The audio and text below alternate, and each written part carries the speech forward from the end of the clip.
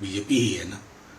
ये जो संकल्प कर रहे हैं ना, 5 वर्ष तक हिमाचल की जनता इसका इंतजार कर रही थी। चुनाव के समय में बहुत सारी चीजें आपको याद आती हैं, यूनिफॉर्म सिविल कोड भी याद आता है, वक्फ बोर्ड की जमीनें भी याद आती है, वगैरह वगैरह। खैर उसमें नहीं जाना। मेरे लिए तो ज्यादा चिंता का विषय है कि कल तो प्रधानमंत्री ने कह दिया कि कैंडिडेट्स को मत देखो, कमल को देखो, मुझको देखो। ये तो इलेक्टोरल डेमोक्रेसी के, मैं समझता हूं कि इसकी मृत्यु आलेख लिख दी कल माननीय प्रधानमंत्री जी ने। कैसे भाजपा के लोग ले रहे हैं, नड्डा साहब कैसे ले रहे हैं इन चीजों को, एक एक कैंडिडेट कैसे ले रहा है अपनी अपनी कॉन्स्टिट्यूएंसी में। मैं समझता हूं ये ज्यादा भारी संकेत कल प्रधानमंत्री जी ने दिया। जो बाकी सारी चीजें संकल्प पत्र की बेमानी हो जाती है फिर उसके बाद। सर, अभी आप यूनिफॉर्म सिविल कोड की बात कर रहे थे, वक्फ की संपत्तियों की बात कर रहे थे। जेपी नड्डा जी ने इसका भी जिक्र करते हुए कहा है कि यूनिफॉर्म सिविल कोड लागू करने के लिए कमेटी बनाई जाएगी, साथ ही वक्फ की जो प्रॉपर्टीज है उनको इन्वेस्टिगेट करने के लिए जुडिशियल प्रोसीजर के तहत जो भी इन्वेस्टिगेशन होगा वो किया जाएगा, सर्वे किया जाएगा। ये भी बातें हो रही नहीं, सीधी सी बात है। वो योगी आदित्यनाथ जी प्रबल पड़ रहे हैं हिमाचल में, उनका साया काफी है। मैं देख रहा हूं अलग अलग राज्यों में यूनिफॉर्म सिविल कोड की बात वो भी कर रहे हैं, जिनको एक पैसा पता नहीं है कि संविधान सभा की बैठक में इस पर किस तरह का गहन की विशद चर्चा हुई थी। लेकिन हाँ, स्केयर करो, इसको कहते हैं बिजुका की तरह इस्तेमाल करो। अरे कुछ नहीं होगा भाई, आप जागते हैं चुनाव के वक्त में, बोलते हैं राज नहीं रिवाज बदलेंगे। साहब, राज भी बदलेगा और रिवाज भी बदलेगा। ये जो 5वें बरस में आकर के आप जागते हैं ना, चाहे गुजरात हो चाहे हिमाचल हो, जनता आपके मनसा वाचा कर्मणा से वाकिफ है। सर, लेकिन जब चुनाव की बात आती है तो दूसरी पार्टियां हैं, तो कांग्रेस है या आम आदमी पार्टी है, वो भी जो घोषणाएं करती हैं कि अब जो मैनिफेस्टो है उसमें 300 यूनिट बिजली फ्री है, 5 लाख रुपए, 5 लाख जॉब्स की बात कही गई है। ये बातें भी हैं जो कि कोई भी पार्टी का घोषणा पत्र हो, चाहे कांग्रेस ये बात कर रही हो या आम आदमी पार्टी, कहीं ना कहीं इन तमाम चीजों से बहुत दूर रह जाती है पार्टियां। देखिए, मेरी सीधी सी बात है, रोजगार या किसी और तरह के रिलीफ की कोई भी पार्टी बात करेगी, हम इसका वेलकम करेंगे। रोजगार पर तो पूरे देश की पार्टियों को हम ले आए हैं। तेजस्वी जी ने 20 के चुनाव में जो लकीर खींच दी ना, अब उस लकीर के इर्द गिर्द बात कर रहे हैं। वो लोग भी बात कर रहे हैं जो 2 करोड़ सालाना नौकरी के वादे पे आए थे और भूल गए थे। जागे तब 700-800 नियुक्ति पत्र बांटते हैं। ये डेस्परेशन है, लेकिन अच्छा है। ये डेस्परेशन संकेत सुखद है कि आप जनता को रिलीफ देंगे। कम से कम आसमानी मुद्दों से तो जमीन पे आए ना आप, ये चाहिए। लेकिन सर, फ्री बिजली, ये तमाम चीजें तो वो फ्री बीज में आती है जिनकी चर्चा आजकल चल रही है। देखिए, मेरा सीधा मानना है, ये जो रेवरी फ्री बीज है ना, जो लोग भी इस्तेमाल करते हैं शब्द, वो अपने नागरिकों का अपमान कर रहे हैं। अरे लाखों करोड़ क्रोनी पूंजीपतियों के माफ होते हैं, तो मैं तो नहीं सुनता हूं फ्री बी, रेवड़ी। क्या रेवड़ी गरीब के संदर्भ में ही इस्तेमाल होगी ये शब्दावली? ये शब्दावली असंवैधानिक है, अशोभनीय है, अश्लील है, अश्लील शब्दावली है। अगर मैं डायरेक्टिव प्रिंसिपल्स को देखूं, अपने संविधान को देखूं, इस शब्दावली का इस्तेमाल नहीं होना चाहिए। सर, उपचुनाव के नतीजों की बात कर लेते हैं। जो 6 राज्यों की 7 सीटों के उपचुनाव जो हुए थे उनकी मतगणना जारी है। हालांकि अभी कुछ ही घंटे बीते हैं और थोड़ी देर में नतीजे आ जाएंगे, लेकिन कई राज्यों में बीजेपी को बढ़त है, कई सीटों पर। तो बिहार में मोकामा में आरजेडी लीड कर रही है, तो गोपालगंज में कांटे की टक्कर है।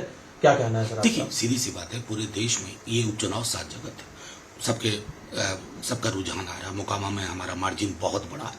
गोपालगंज में कांटे की टक्कर है, ऊपर नीचे चल रहा है। हर राउंड में प्रवृत्ति बदल रही है। हमें ये भी याद रखना चाहिए कि गोपालगंज में एक विधायक की मृत्यु हुई थी, असामयिक मृत्यु हुई थी। उस तरह की सीट में अलग तरह की प्रवृत्ति रहती है लोगों के मतदान के क्रम में। फिर भी जिस प्रकार से नतीजे का रुझान मैं देख रहा हूं, संभवतः ये हमारी ही झोली में आएगा। सर, जम्मू कश्मीर को लेकर के तमाम विपक्षी पार्टियां अपनी चिंता जाहिर करती रही हैं, सरकार के रुख को स्पष्ट करने की बात करती रही हैं। वित्त मंत्री निर्मला सीतारमण जी ने जो उनकी बातों से अगर हम तात्पर्य निकालें, जो उन्होंने हिंट्स दिया है, उनका ये कहना है कि सेंटर जो है, केंद्र सरकार रीस्टोर जो फुल स्टेट का जो दर्जा है वो रीस्टोर करने पर विचार कर रही है जम्मू कश्मीर का। जाहिर है, ये तो होना ही है। आप डिसमेंबर करके रख नहीं सकते। लेकिन हमारी चिंता स्टेटहुड के रेस्टोरेशन से ज़्यादा है, कश्मीर के हालात को लेकर के। मैं वित्त मंत्री साहिबा से सुनना चाहता उनका उनका क्या नजरिया है, क्यों उस तरह से पलायन हो रहा है, क्यों फॉरेन टेररिस्ट की संख्या बढ़ती जा रही है, जो कि खुद सरकार ने कहा। इसके लिए अगर वो बोलती, शायद उनका डोमेन ना हो या उनसे कहा ना गया हो, क्योंकि इस कैबिनेट में तो जितनी स्क्रिप्ट कहते हैं ना, जितनी चाबी भरी राम ने उतना चले खिलौना, तो सब तो खिलौने हैं इसमें। सर, दिल्ली में लीकर स्कैम केस जो कि अभी भी लगातार ईडी तहकीकात कर रही है, और इसमें एक कड़ी आगे बढ़ते हुए, एक कड़ी जोड़ते हुए ईडी ने मनीष सिसोदिया के पीए को अरेस्ट किया है। क्या कहना है सर? देखिए, मैं समझता हूँ आरोप बहुत गंभीर है, लेकिन आरोप की गंभीरता काफूर हो जाती है ना जब हम प्रेडिक्टेबल पैटर्न देखते हैं इन एजेंसीज के कार्यशैली का।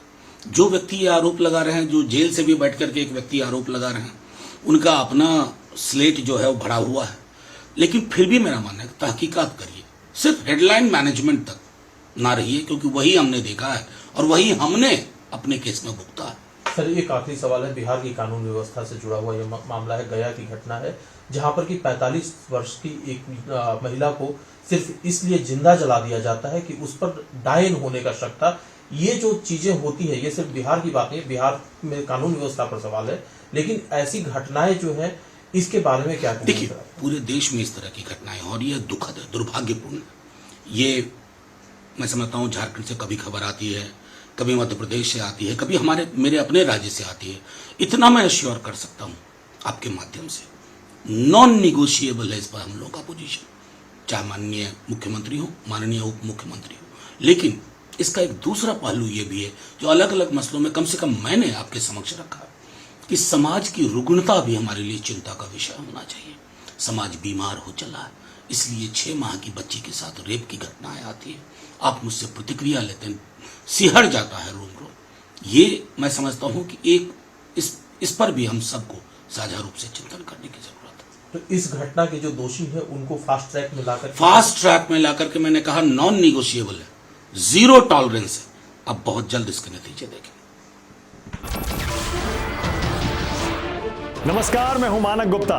अगर आपको हमारा ये वीडियो पसंद आया हो तो इसे लाइक और शेयर जरूर करें, और हाँ, हमें सब्सक्राइब और फॉलो करना ना भूलें, ताकि आप देश और दुनिया की कोई खबर मिस ना करें। तो जुड़े रहिए हमारे साथ और देखते रहिए न्यूज़ 24।